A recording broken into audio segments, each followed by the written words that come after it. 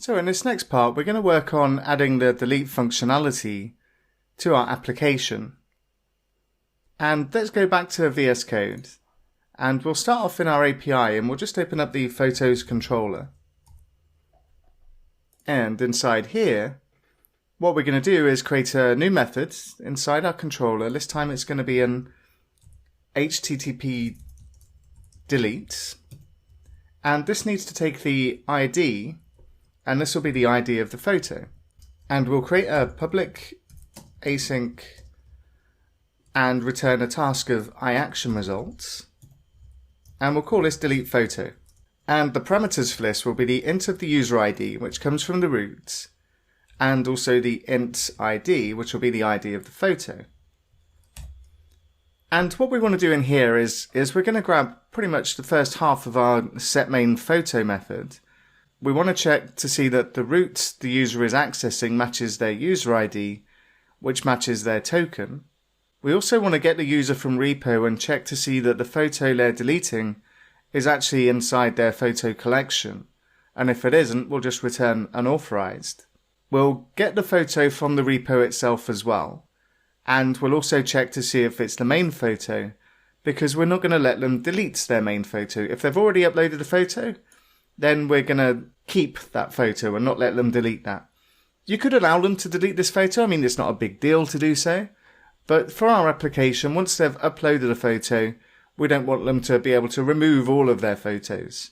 They'll just simply be forced to upload a replacement photo and delete the previous one. So let's copy these first lines and paste them inside here. And just reformat, and I'll just change the message in the return for the bad request and just say you cannot delete your main photo.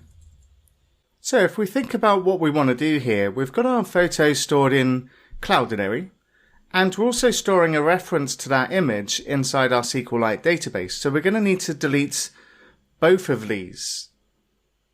And let's first of all take a look at the Cloudanary documentation to see what we need to do to delete a photo from Cloudanary. So let's take a look at the documentation inside Cloudanary. And we'll take a look at our image upload API reference. And inside here, we've got the upload, rename, and destroy, which is the one that we'll use to immediately and permanently delete a single asset from our Cloudanary account. And in order to use this requires a public ID, and we're storing this inside our SQLite database, so we've got access to this. And in order to use this, and ignore the different framework options here, we're using the .NET version, but effectively we're going to use the Cloudanary destroy methods and pass in our public ID to delete the resource from Cloudanary. And also note in here the response that we're going to get back from Cloudanary. We're going to get a result with a string that simply says OK when a successful destroy operation has completed. So back over to VS Code, and we'll store the response that we get back from Cloudanary in a variable called results, and we'll say Cloudanary and we'll use the destroy method. And this actually takes some deletion params rather than just directly taking the public ID. So we're going to need to create some deletion params to pass into this. So let's, above this, create another variable called var delete params. And we'll say new deletion params. And in here we'll say photo from repo.public ID. And then we can pass in our delete params as the parameter into our Cloudanary destroy method. And what this is going to return to us is a deletion result. And what we want to check inside here is the response in the results comes back as OK. And the OK is a string of text. So what we'll do is we'll say if result, which in this case is a string, is equal to OK, then we know this is successful. So then we can use our repo.delete method and we can delete the photo from repo. And then we can say if await repo.saveAll, then we'll return OK from our HTTP delete. And this is the correct response to return from a delete method. And if this fails, then we're just going to return a bad request and say failed to delete the photo. Now, if all of our photos were stored in Cloudanary, this would be absolutely fine, and this is all that we'd need to do. However, we've also got photos that are coming from a random user API, and this method would not allow us to delete those photos. And the difference between these two different types of photos is the ones that are stored in Cloudanary have a public ID, and the ones that are just our random user API photos, well, they don't have a public ID. So what we can do is we can put a check in to see if the photo from repo does indeed have a public ID, and if so, then we'll use our Cloudanary delete, and if it doesn't have a public ID, then we'll simply just delete it from the repo. So just above this, we'll add another check, we'll add another if statement, and we'll say if the photo from repo.publicID is not equal to null, then in this case, we'll cut these statements and paste them inside this if statement. And we'll add another if statement below this, and we'll say if the photo from repo.publicID is equal to null, then in this case, all we'll do is just copy this and paste the repo.delete photo from repo.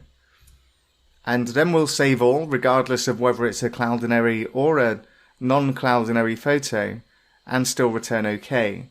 So this is our method complete, and now we want to test this in Postman to make sure it's working OK. But before we do, let's just add a breakpoint and see what's going on inside the debugger when we run this through that. So I'll start the debugger and attach it to the running process. I'll click the play button and I'll select the datingapp.api.dll. And then let's head over to Postman and see what happens when we try and delete a photo. So I'm just going to grab a new token just to make sure that nothing's expired and everything's working as it should be. So I'll get the token and copy it into my clipboard. I'll next head over to the get method and get the information for the user I'm logged in as. And I'm logged in as Lola in this case. So I'm just going to overwrite this token with the one I've copied into my clipboard. And just click send. And inside here I get Lola's profile. And I just want to double check which photos I've currently got. The one with ID of 11, that's currently set to the main photo. And I've got 13 and 14 that are not the main photo. So I'm going to attempt to delete the photo with the ID of 13. And I'll head over to this third tab, which I was using to set the photo as main. And once again, I'll just copy the token into the authorization bearer token that I have in my clipboard. And I'll change the path to photos 13 and I'll remove set main and I'll make it an HTTP delete. And if I click send, I get taken to the debugger and we can start to step through this method to see what's going on. So I'll just step over these first parts. These should be okay, but I'm actually hitting the return unauthorized, and if I hover over the user ID, I've come into the root with user ID of 2. So let me just go back to Postman because I needed to be on user 1 and I've selected user 2. But at least we've confirmed our unauthorized method is working. So let me just resend that request and back into the debugger. And let's start stepping over this because I should go past the authorization now. So I'll step over, we get the user from the repo. We check to see that the photo is part of the user's photos collection. And then we get the photo from the repo. We also want to check if the photo is main. This is not one of the main photos, so we should go past this as well. And then because this is a Cloudanary photo, we should have a public ID, and we do. So this is not going to equal null. This is not going to equal null. And we should go inside our if statement. So let's keep stepping over. And we get our deletion params. And this contains our public ID, which we'll then pass on to Cloudanary. And this is the Cloudanary destroy method. So this should result in our photo actually being deleted from Cloudanary. So let's keep going over. And we get our results. And if we take a look inside our result, we can see that our actual result inside here is a string that says OK. So then, because this matches and it's OK, we should then go on to our repo.delete method and then continue on through. Now we do have a public ID, so we should skip past this method. And we do. And then we save our changes back to the database and we return OK.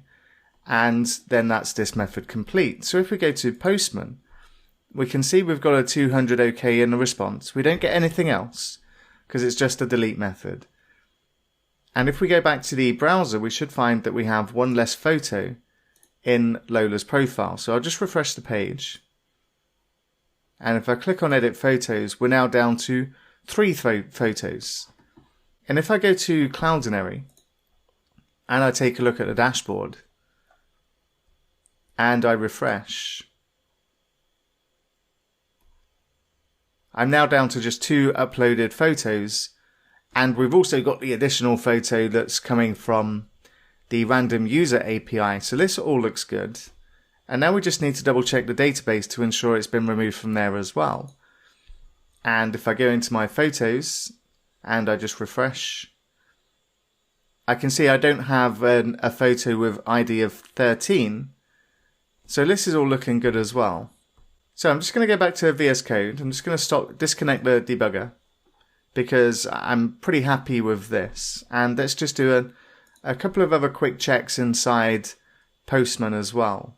And if I just go back to get the photos, I can see I'm now down to just ID of 1, 11 and 14.